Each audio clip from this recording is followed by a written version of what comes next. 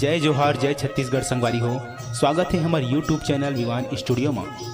लोकगीत लोक धुन बेंजो ऑक्टापेड के मधुर ध्वनि और लोक कला मंच की मंची प्रस्तुति हमारे यूट्यूब चैनल में आपला हमेशा देखे बर मिलते रही। तो ऐसने ही गीत संगीत के दुनिया ले जुड़े बर हमारे यूट्यूब चैनल विवान स्टूडियो ला लाइक करो, शेयर करो और सब्सक्राइब करो।